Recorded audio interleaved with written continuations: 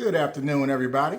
This is Ezra D. Suber coming to you with the 3F podcast. Once again, faith, family, and fatherhood. Changing families' financial destinies one daddy at a time. I want to talk to you about the third part in our four-part series on the presence of a father. The presence of a father. Just the importance of being there and what you can do when you're there. So in part 3, we're going to talk about a vision. A vision.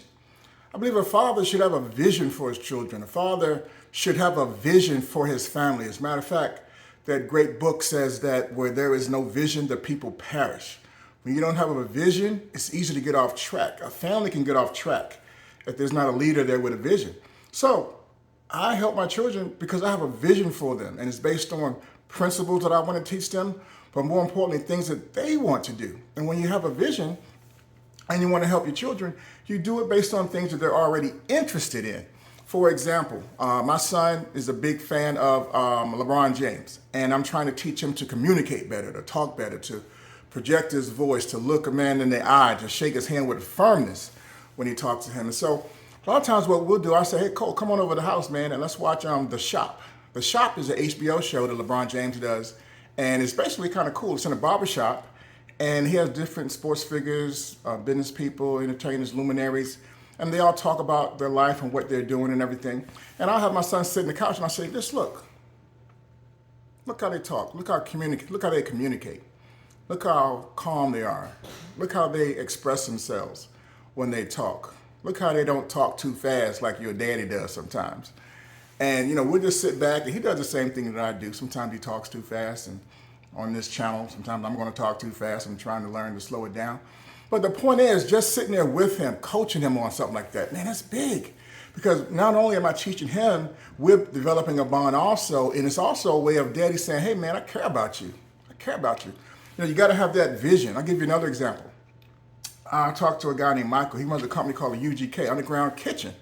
The Underground Kitchen is a great organization. They put on dinners. They show local and international chefs, and they donate part of the money to the homeless. Very, very powerful. So I was talking to Mike, and I said, yeah, man, give me 2 tickets. He said, cool. So I sent him $100. And he called me back, hey, man, I thought you wanted 2 tickets. I did. I sent you $100. He said, no, that's for one. Where's the money for the other? And I said, $100 a plate, bruh. He's like, yep, that's what it is. I said, okay, so my son, he needs to be exposed to stuff like that.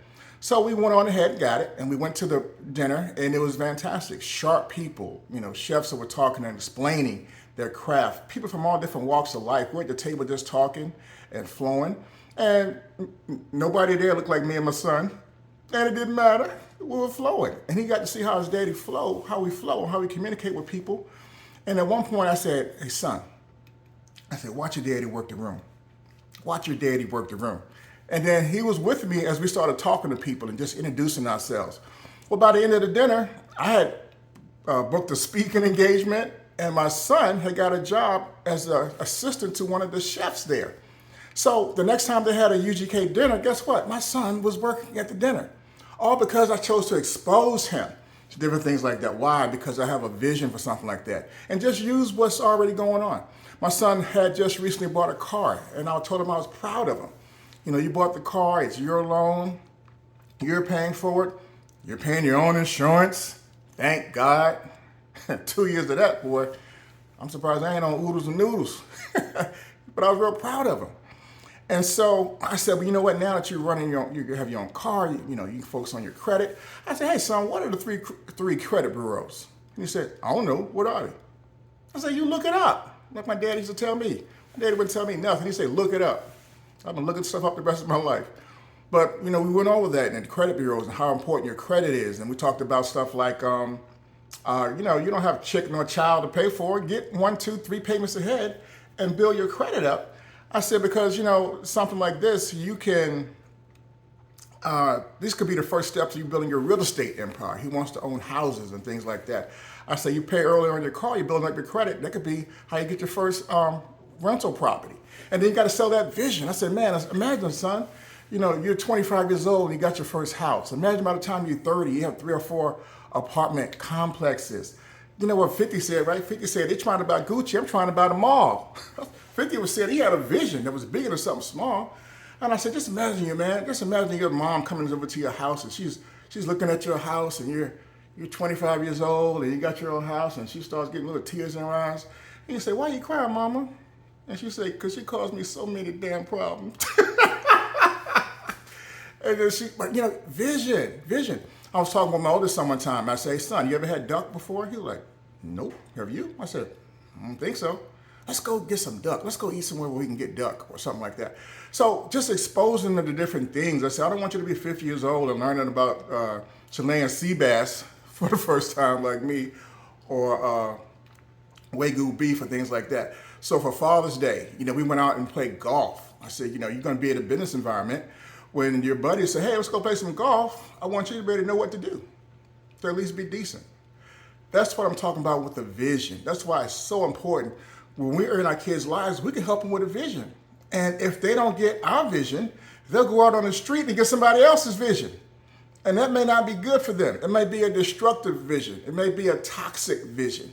So that's where the presence of a father comes in to share that vision. And it is exciting. When you see your children growing, when you see them getting focused, it builds a relationship. It builds a relationship because what you're doing by spending time with that child, by teaching them and mentoring them, without even saying it, you're saying, I love you. You're saying you're worth my time. And that's the way it's supposed to be. Teaching my children, I'm learning constantly. I'm listening to this great series called Definition of a Man by one of the great local pastors in the area. And he talks about, what is your definition of a man? And then he said a powerful statement. He said, how can you become what you can't even define? Wow. So I'm learning. As I learn, I share with my children. And that's why I wanted to share this on the third segment of this podcast, the vision of a father. Where there is no vision, the people perish. Where there is no vision, I've seen families perish. Where there's no vision, I've seen children perish. But we can change that because we good daddies. So that's it for today. On the 3F podcast, faith, family, fatherhood, changing families' destinies one daddy at a time.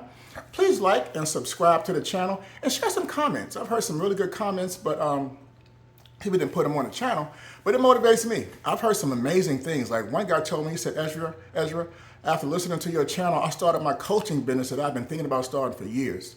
I've had some guys say, man, your channel isn't like 100% good. It's 1,000% good. It's really making me think about some things. And, so if you put that down, that helps me because, I believe this is a good thing. I want to put something positive on the internet, something uplifting, Not everything doesn't have to always be negative. Something positive. Being a good father is a positive thing. So, till the next time, when we finish our 4-part series, the 4th segment will be called Legacy. Legacy. How important is legacy in our families? We'll talk about that on the next episode. Until then, this is EZ. Talk to you in a minute.